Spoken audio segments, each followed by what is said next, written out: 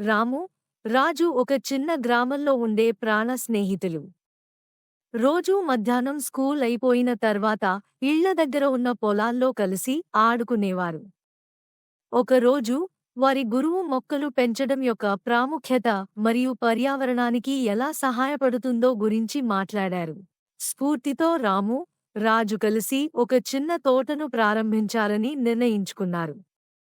వారు తమ కొత్త ప్రాజెక్ట్ను ప్రారంభించడానికి ఉత్సాహంగా విత్తనాలు, పనిముట్లు మరియు నీటి క్యాన్ని సేకరించారు. రోజూ రాము ఇంటి దగ్గర ఉన్న చిన్న పొలంలో కలుసుకునేవారు.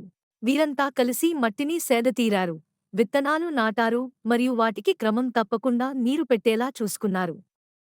టమోటాలు, దోసకాయలు, క్యారెట్లు వంటి కూరగాయలతో పాటు పూలతో పాటు తమ తోటను అందంగా తీర్చిదిద్దారు. రోజులు గడిచే కొద్దీ వారి తోట అభివృద్ధి చెందడం ప్రారంభించింది. కూరగాయలు పెద్దవిగా పెరిగాయి, పువ్వులు ప్రకాశవంతంగా వికసించాయి. బాలురు ప్రతిరోజూ తమ మొక్కలను పెంచడం ద్వారా సహనం మరియు కృషి యొక్క విలువను తెలుసుకున్నారు. వారు తమ కుటుంబాలు మరియు పొరుగువారితో తమ పంటను పంచుకోవడంలో ఆనందాన్ని కూడా కనుగొన్నారు.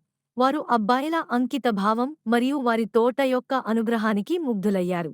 ఈ అనుభవం ద్వారా రాము, రాజు అందమైన తోటను పెంచడమే కాకుండా వారి స్నేహాన్ని బలపరిచారు. జట్టు కృషి యొక్క ప్రాముఖ్యత, బాధ్యత మరియు జీవితాన్ని పెంపొందించడం ద్వారా వచ్చే ఆనందాన్ని వారు తెలుసుకున్నారు. వారి చిన్న తోట వారి కృషికి మరియు వారు పంచుకున్న బలమైన బంధానికి చిహ్నంగా మారింది. గ్రామంలోని ఇతర పిల్లలను వారి స్వంత తోటలను ప్రారంభించేందుకు మరియు మొక్కల పెంపకం యొక్క మంచి అలవాటును స్వీకరించడానికి ప్రేరేపించింది.